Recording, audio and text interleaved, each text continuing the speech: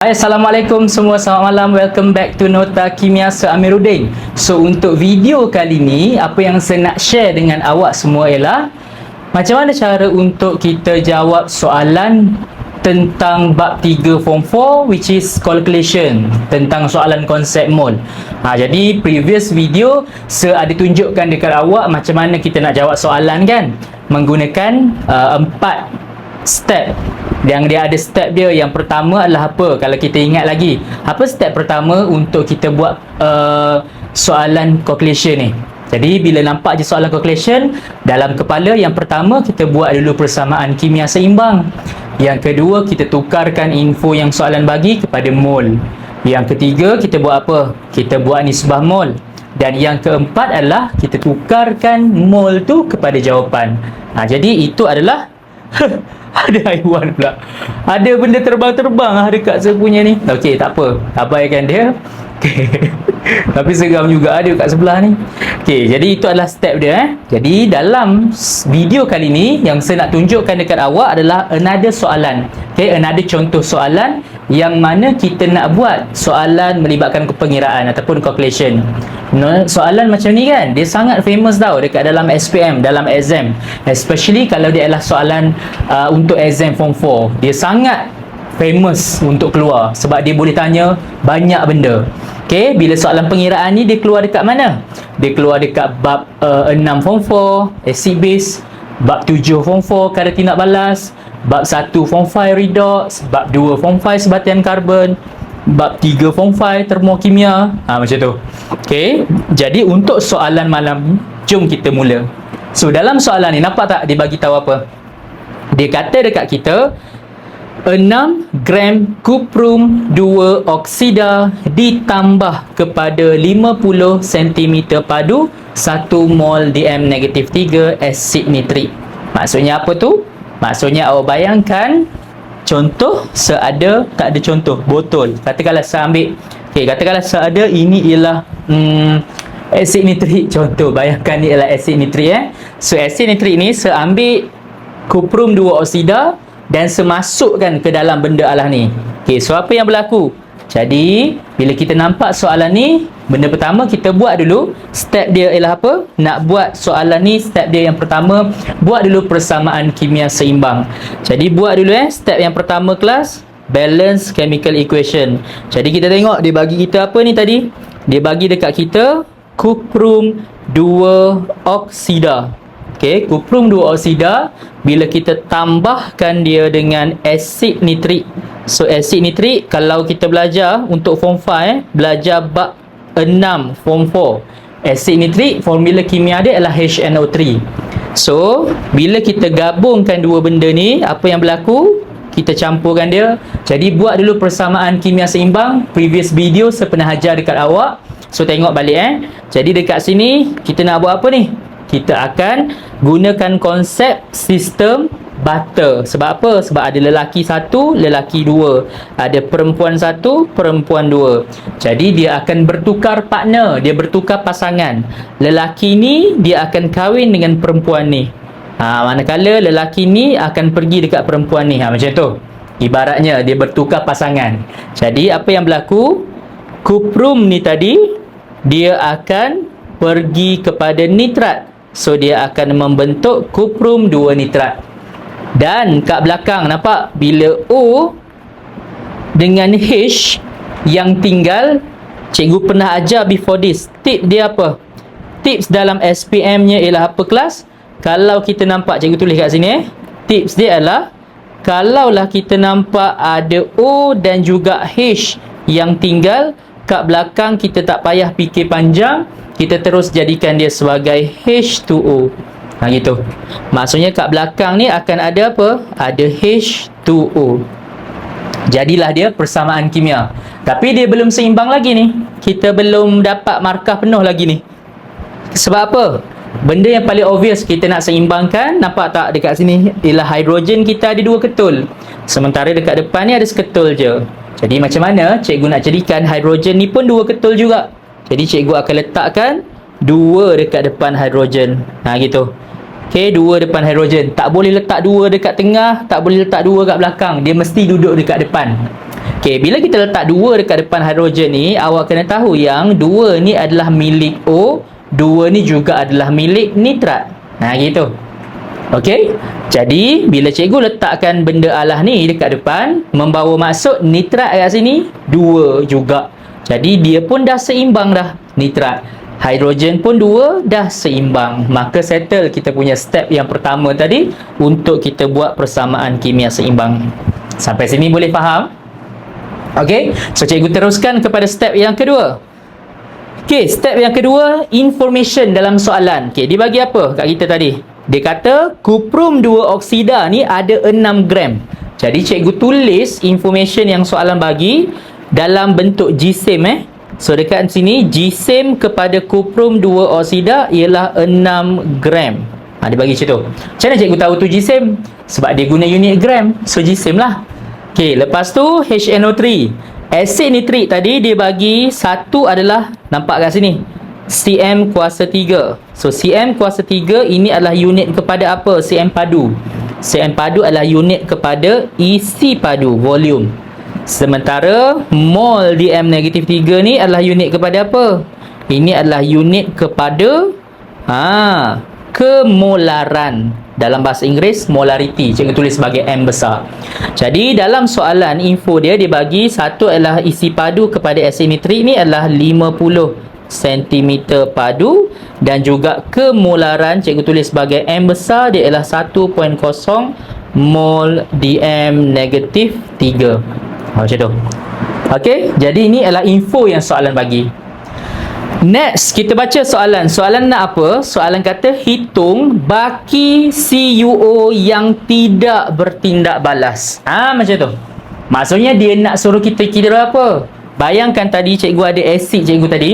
Okey, katakanlah ni asid asid nitrik tadi. Cikgu ambil CuO, serbuk dia, serbuk yang warna hitam, kuprum 2 oksida. Cikgu masukkan ke dalam asid ni, apa yang berlaku? Cikgu letak ni secara banyak, secara berlebihan.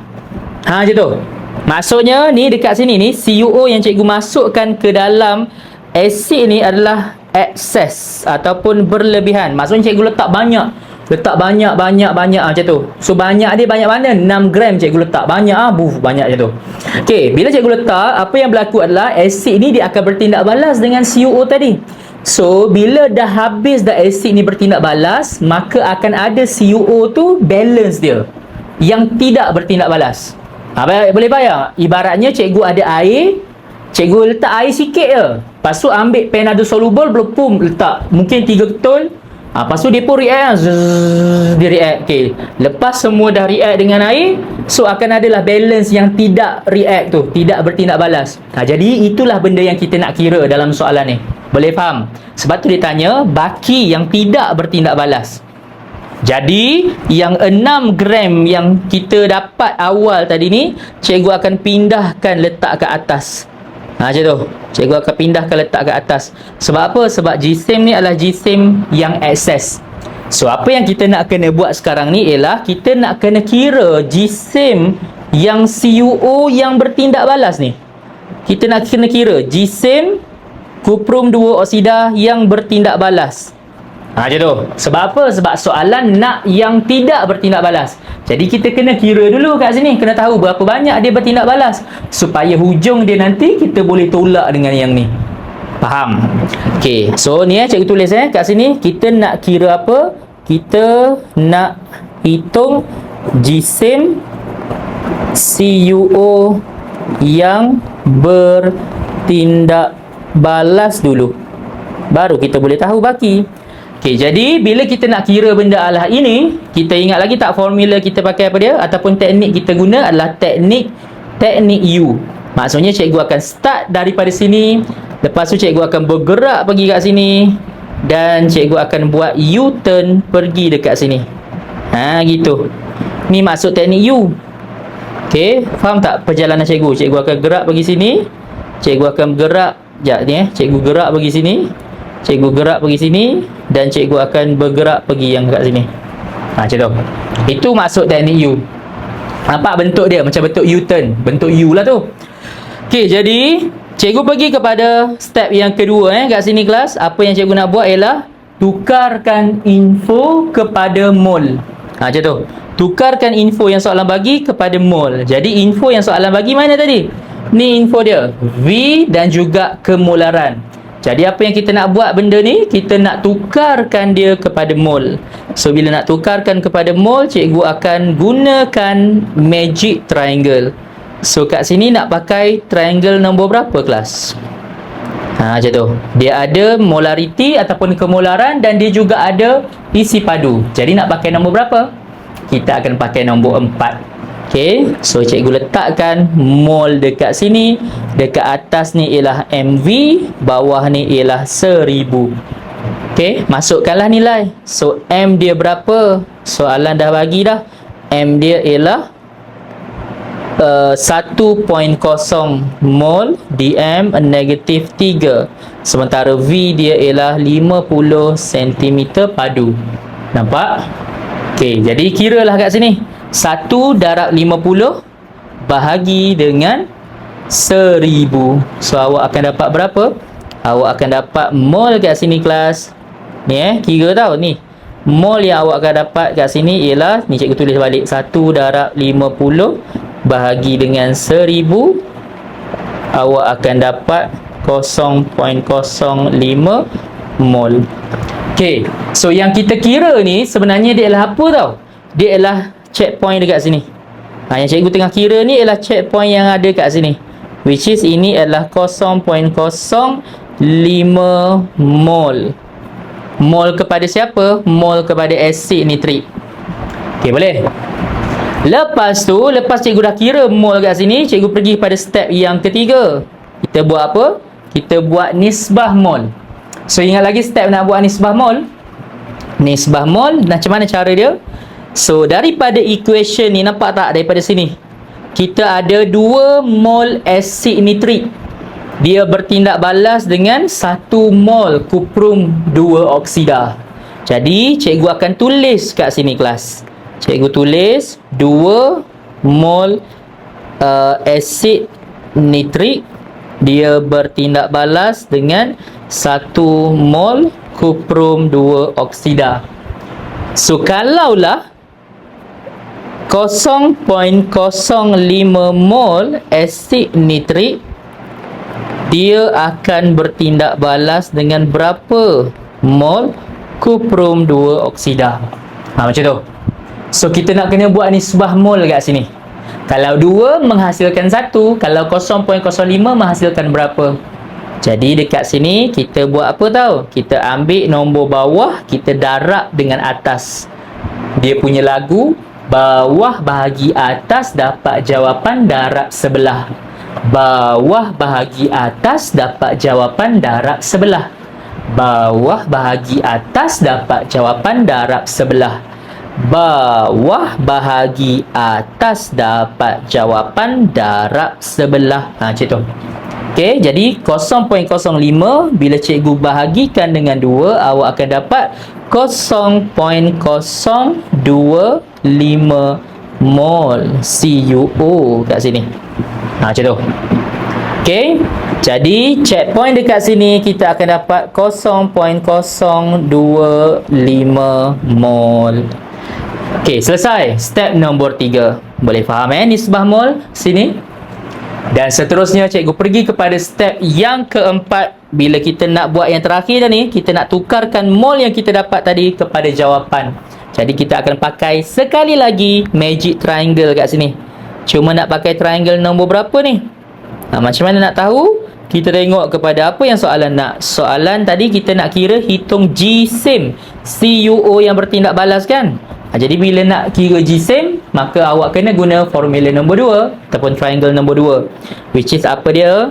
Dia ialah mol kat sini. Sini ialah GSIM dan sini ialah GSIM molar, ataupun cikgu tulis sebagai JMR ataupun GSIM molar lah, sama je. Okey, GSIM molar. Dalam bahasa Inggeris dia ialah molar mass. Okey, jadi masukkanlah nilai. Mol yang kita dapat tadi ialah 0.025 mol. GSIM ni yang kita nak kira ni, GSIM yang bertindak balas. Ni nak kira. Okey, GSIM molar, boleh tak kita kira GSIM molar CuO? Jawapan dia boleh, sebab soalan dah bagi GSIM atom relatif.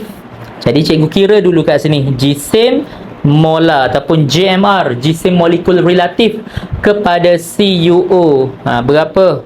Jadi kita ambil Cu tambahkan dengan O sahaja. So Cu jisim atom dia soalan dah bagi dah berapa? 64. Oksigen adalah 16. Jadi buat macam ni lah, 64 tambah dengan 16. So awak akan dapat berapa kat sini? 64 tambah 16. 64 tambah 16, tekan kalkulator dengan betul, awak akan dapat 80. Okey, unit dia adalah gram per mol. Macam tu. Okey, jadi 80 ni kita akan letakkan di sini 80. Boleh? Jadi bila kita nak kira jisim, tutup dekat bahagian jisim. So dia duduk sebelah-sebelah, kita akan buat apa? Kita akan darabkan sahaja. Jadi nak dapatkan jisim kat sini, mass, cikgu ambil 0.025 darab dengan 80 gram per mol dan awak akan dapat 0.025. Tekan kalkulator, awak akan dapat 2 gram. Macam tu. Adakah ini final answer dia? 2 gram? Belum lagi. Sebab apa? Sebenarnya 2 gram ni adalah jisim yang bertindak balas. 2 gram ni sebenarnya adalah yang bertindak balas. 2 gram. So soalan minta baki yang tidak bertindak balas. So macam mana nak dapatkan baki? Awak ambil 6 gram yang asal tadi, tolaklah dengan 2 gram, maka awak akan dapat 4 gram. So inilah jawapan dia. Okey, boleh faham? Begitu. So settle untuk soalan pengiraan. Jadi soalan ni markah dia berapa tau? Kalau dia keluar dekat kertas 1, markah dia 1 je. Tapi kalau dia keluar dekat kertas 2, markah dia yang pertama adalah dekat bahagian sini. Awak seimbangkan, boleh dapat 2 markah. Markah kedua adalah markah kita kira dia punya mol kat sini, dapat 1 markah. Markah ketiga kita buat nisbah mol, dapat 1 markah. Dan yang terakhir, bila kita kira dengan unit jawapan yang betul kat sini, kita dapat 1 markah. Jadi total soalan ni ialah 5 markah. So dah boleh dapat full mark. Settle. Okey, boleh faham? So itu sahaja untuk malam ni kelas. Thank you so much. Nanti kita jumpa lagi untuk next video. Okey, so boleh like, boleh komen, boleh share video ni dan juga komen chapter ataupun topik apa lagi yang awak nak seajar untuk next video. Okay, bye bye semua. Assalamualaikum. Thank you so much. Bye.